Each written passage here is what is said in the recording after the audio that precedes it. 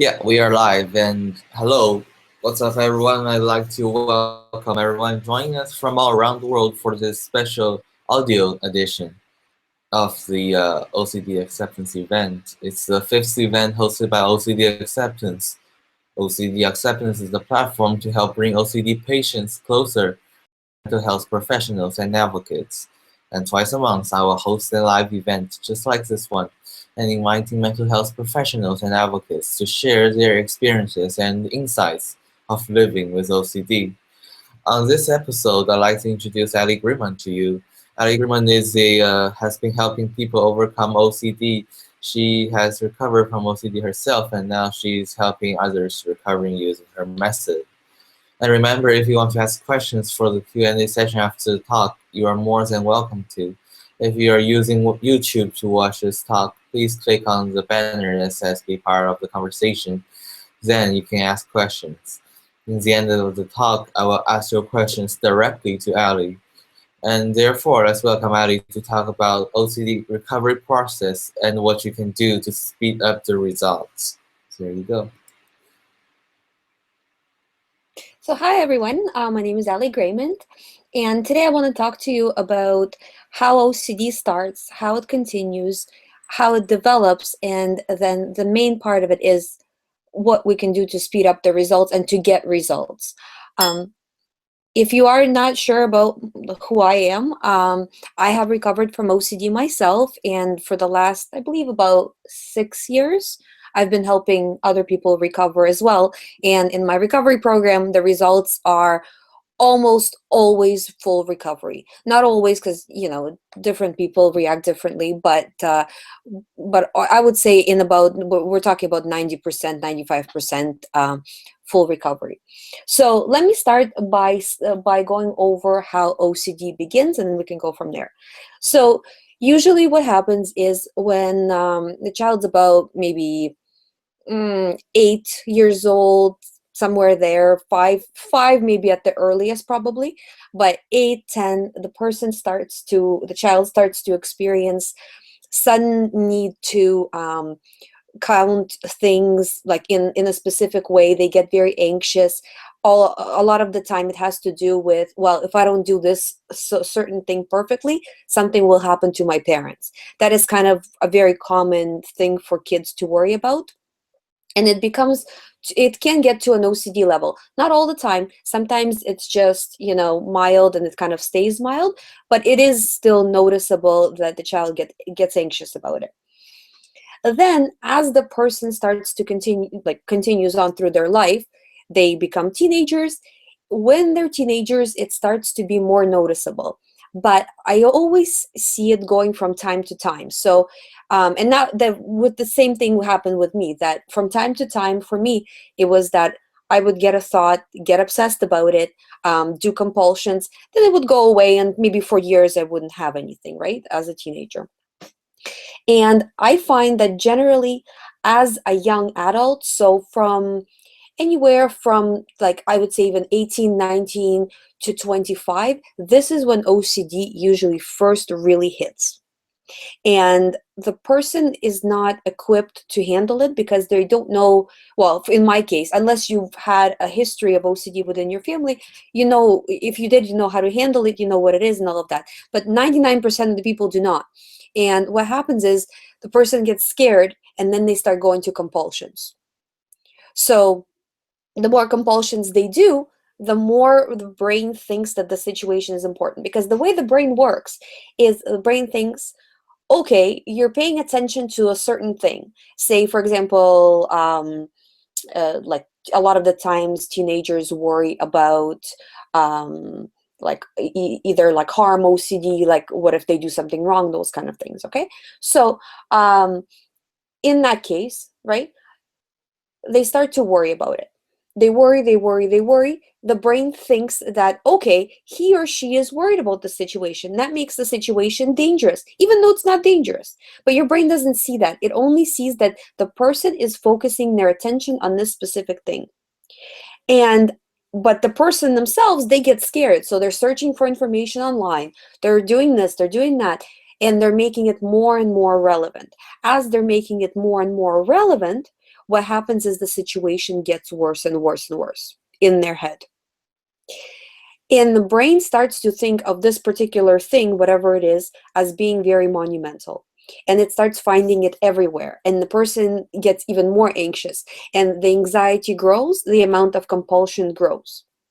Now, sometimes I see that because if their OCD was very specific, the harm OCD is kind of more common and more generalized. But if their OCD was about, say, worrying about a specific situation and they're no longer in that situation, their OCD might actually go away. But that is not recovery, because if the OCD goes away, all it means is that the situation changed to another situation, and then the OCD will just attach itself to a new situation because the mind still thinks that you're in danger, that the person is in danger, because the person was just in danger and then just removed themselves from the situation. So they didn't fix the problem.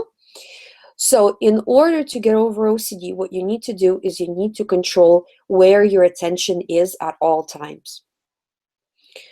Where is your attention now? Is it on your specific OCD topic? No matter what it is. Is it HIV? Is it harm? Is it homosexual OCD? It could be anything. It doesn't really matter what it is.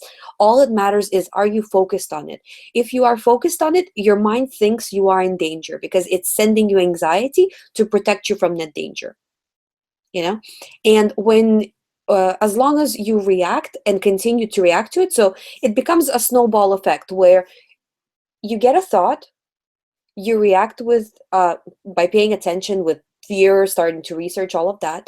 The mind sends you more thoughts, you react to more thoughts, it sends you more anxiety. So it becomes a snowball effect where the more you react, the worse your OCD gets. And this is why I think it's very important to I'm hoping that it's going to happen, that there's some sort of an education happening with this stuff, that if a person who is young is getting thoughts that are repetitive, that they don't pay attention to them. Because that, if you do it in the beginning, as soon as OCD hits, and if you control that, you can stop yourself from developing a full-blown OCD. But if you're already there, having OCD, you have to pull back your attention and focus your attention on something else. Your mind will always be looking for something. So the more you give it to look at other than your OCD thought, the better. So hobbies, going out, doing things, and don't be scared. I know you feel scared, but you have to overpower yourself and say, no matter how scared I am, I'm still going to go out and do this. Even if it goes against your OCD. Because OCD will tell you, well, no, you can't. You'll be in danger. What if this happens? What if that happens? What if you get OCD? You can't listen to any of it because it's running on an old program in your head. The old programming, which was that this situation was dangerous, I was paying a lot of attention and doing compulsions. Now your head is telling you that, no, no, no, no, this is still dangerous, when it's in reality, it's not. So to break free from OCD, you need to focus your attention elsewhere and break free out of these habits that you've created. And giving your mind a lot of other things to focus on will take the focus away from the OCD, which will greatly help. So to speed things up, you have to do additional exposures. Now, what is an exposure? For example, if you have, it depends on your type of OCD. If you have HIV OCD, for example, and you're afraid of blood, needles, everything, just walking through a hospital can be an exposure for you, Or if you're, for example, afraid of not washing your hands enough and getting some sort of contamination, washing them less, But then when you do this, your exposure doesn't mean success directly. When you're doing an ERP exposure, ERP stands, by the way, for exposure and response prevention. You guys, you're free to ask me the questions in the end if I'm skipping something, because I'm used to doing it like a lot of talks on my channel, and sometimes I'm missing things, like thinking that you've already heard it when you didn't. So if I missed something and you're not clear about something, please ask. But anyways, the ERP is exposure response prevention. So you're exposing yourself to what you're afraid of. For example, not washing your hands long enough, right? But you're preventing the response. meaning the response of fear. Your mind sees that you are not responding with fear, and because it sees that, okay, he did the thing, did the exposure, didn't respond with fear, and yet, look, still alive, still fine, nothing happened. And the mind starts to change. And it's not just on some sort of a metaphysical level, it's actually on a physical level where people, like in the hospitals, they do scans, and the brain chemistry is different. The brain doesn't get fired up because it's used to now handling this thought differently. But again, it takes time. And time, not in terms, a little bit in terms of like regular time passed, but also in terms of how many exposures to this particular stimuli did you have. So you have to make sure you are exposing yourself enough to the particular situation. So if you're always been afraid to wash your hands, not like to not wash your hands enough, and you've been over washing, and then you start to wash like most people wash their hands, you will get a lot of anxiety. You will get a lot of anxiety once, twice, 3 times, 10 times, 20 times, but you will not get a lot of anxiety 50 times. So the number is important. There's two ways you can handle exposure and response. So you can do it either naturally, like basically what I call accidental exposure, where, oh, I have to wash my hands, I'm going to wash my hands. It's kind of, it's not really an accident, but it's kind of like an accident because you're not actively saying, I'm going to pay attention to this. But there are times where it is pre-planned. You're saying, okay, today I am going to practice washing my hands a different way, and then you're doing it a different way.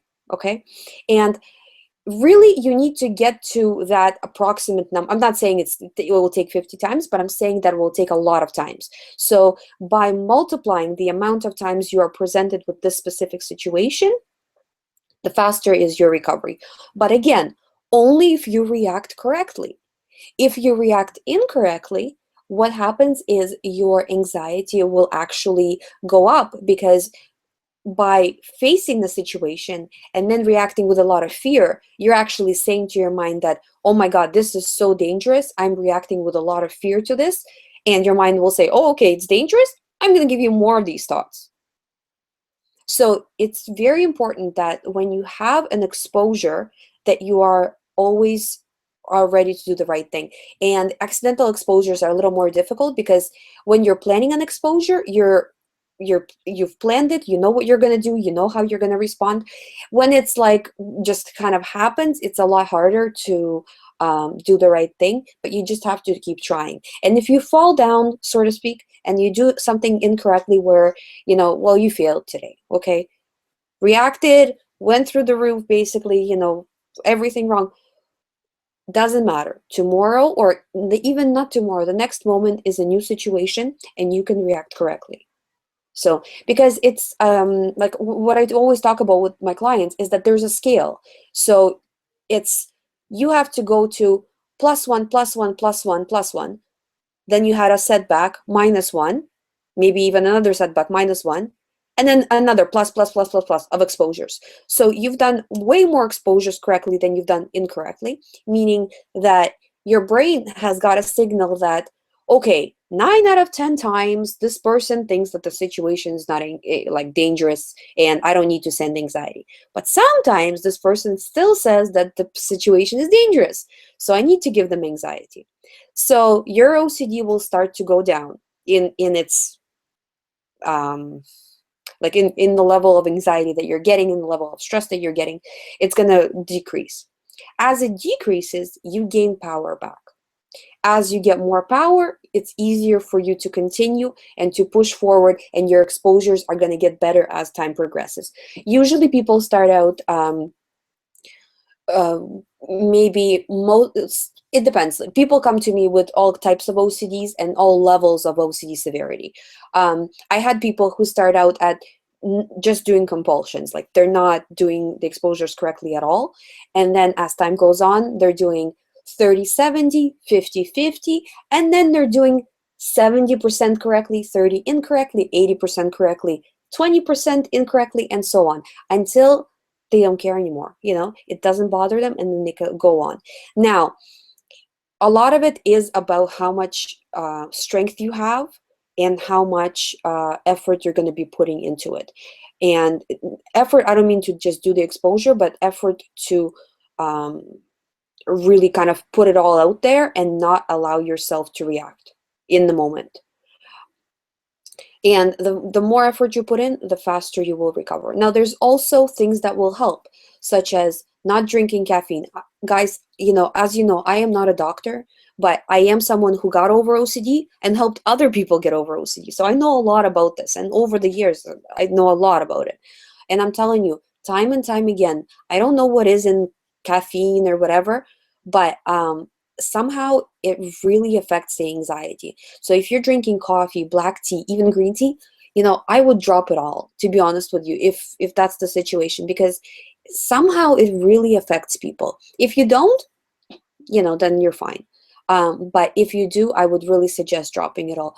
Also, you want to up your positive stimulation in your life. So if you like working out, that's great. Releases positive like endorphins. Um, Anything that really brings you joy, you want to do as much as possible, because when you're doing things that are making you happy, you're showing your mind that everything is fine. And this will help you recover much faster, because if your mind says, okay, well, if the person was very much in a dangerous situation, they wouldn't be all happy doing whatever they want to do, going to the gym or, doing their favorite hobby, whatever. They wouldn't be doing that. So it helps speed it up by you having more power to convince your mind that there's nothing wrong. So those things really will help. Also, you want to make sure you have good support when it comes to the people around you.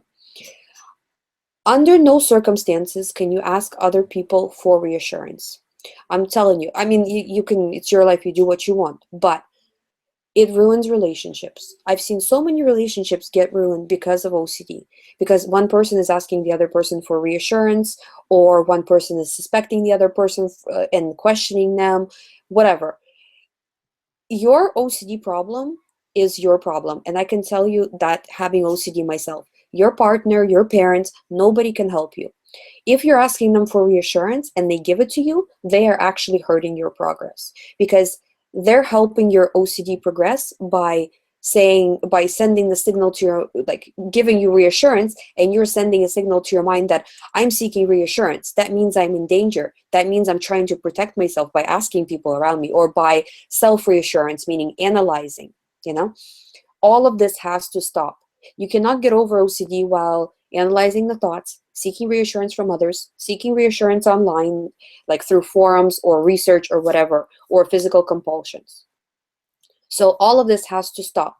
So the faster you stop it, and the more ERP you do, exposures, the faster you will recover. And like I said, like the nutritional aspect, the emotional aspect really helps the situation, because it makes you happy, even though you don't feel like it. And this is another good point too, that you have to know that you will get anxiety as you are doing these things. So it's not like, I did a ERP, why am I still having anxiety? You're having anxiety because you did ERP once, but you've told your mind a million times that this situation is real and dangerous.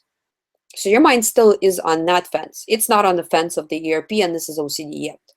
So you have to accept the anxiety, and just look at it as a symptom while you're recovering. When you have a cold, you have a runny nose, you might get a cough. When you have OCD, you'll have anxiety. This anxiety is based on the past of you seeking reassurance. It has nothing to do with the true situation. Moreover, I will tell you that the reason why OCD happens is because the part of the brain, the amygdala, that controls the anxiety has no way of telling the difference between the thoughts. So all it knows is it sends you some sort of random, mishmash of signals and thoughts. You reacted, so it's going to send you that same mishmash again, because apparently it's dangerous since you're reacting. It has no idea what it's sending you. So if it's not even able to judge it, you're definitely not in danger. You can't keep powering it up.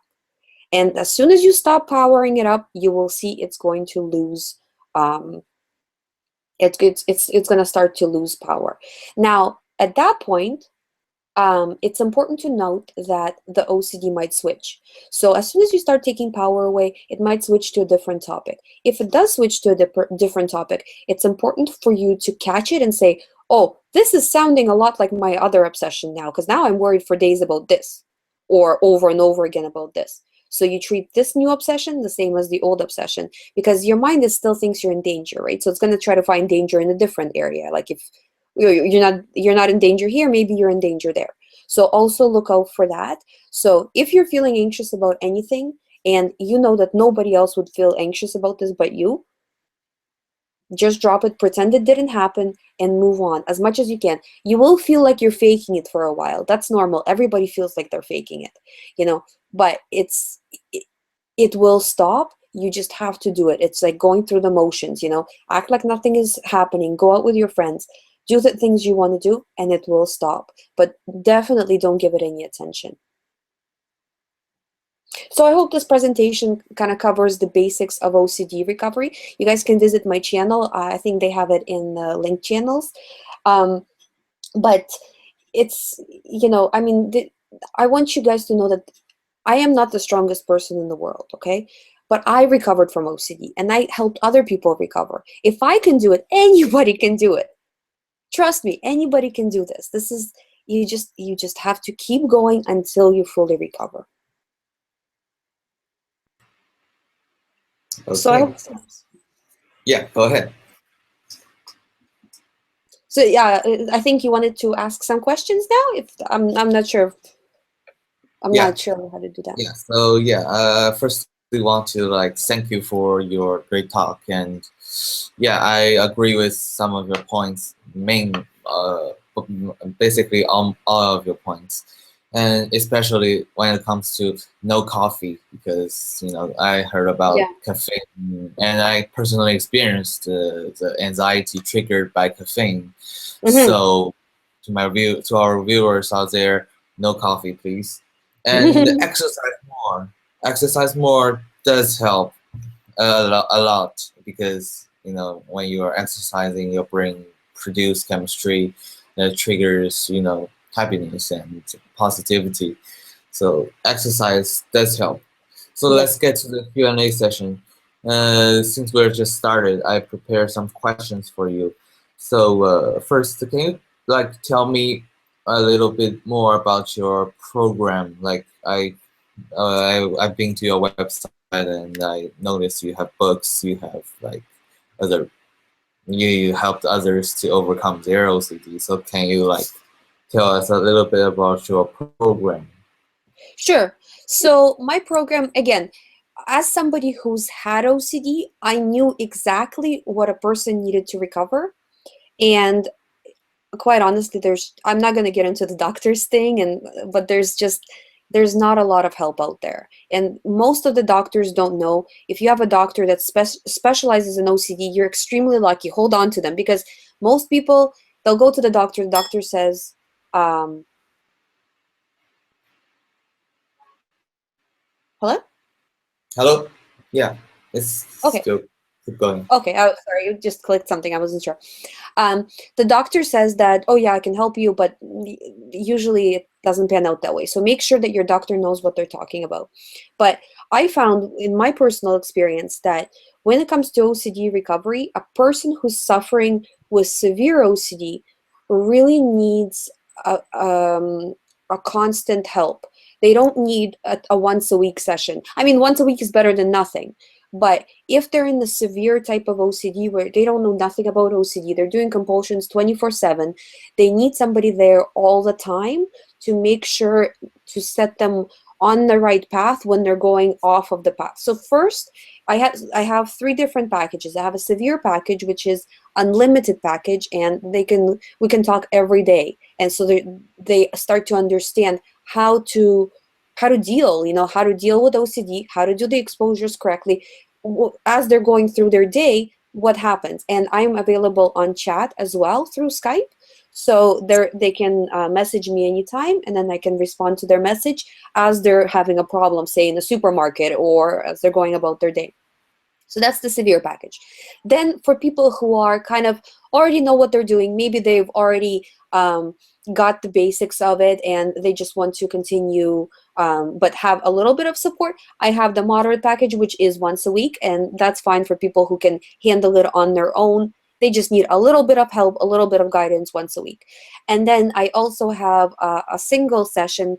It's not really a package, but just a single session, which is if people have one, like just a few questions, or a lot of the times um, the partners or the parents will contact me to see how they should help their loved ones deal better and how they can help recovery.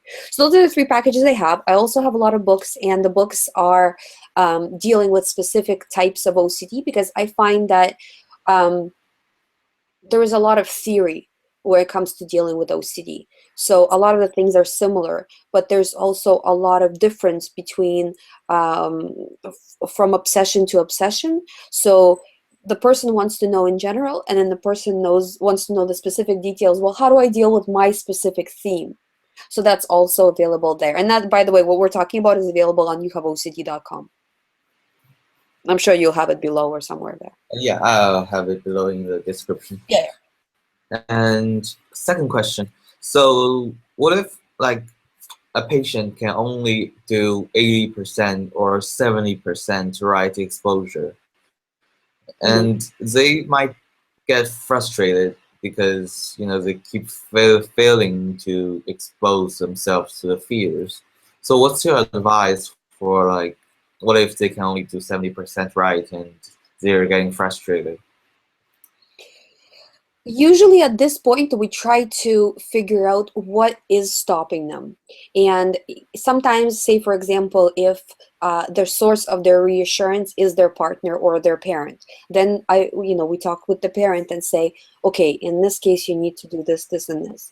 If, for example, they get anxious in a specific situation, such as when they're driving a car, they get anxious, we find ways to maybe have a note saying, just maybe in code, like if you don't want other people to know, you can have a note there saying, remember to react correctly. So something like that. If it's not working, then we try to do it where I am in, when they're in the situation, that I'm there with them through chat or through live feed or whatever. Also, another thing we do is sometimes the person kind of, 70% is not bad, because 70% means that you are doing more correctly than not. So that means your brain is already in the stage of recovery. You know, it's Yeah. just a very slow process. But it's not, I see a lot of people like that. And then if you're at 70, you will get to 80, and you will get to 90, and you will get to full recovery. You know? Yeah. So, but I think like sometimes I see people who can only do, say, 30, and they can't do any more, and they get frustrated. And at that point, they think, well, maybe I should go and do medication. And I mean, I'm not a doctor. I can't tell them what to do either way, right?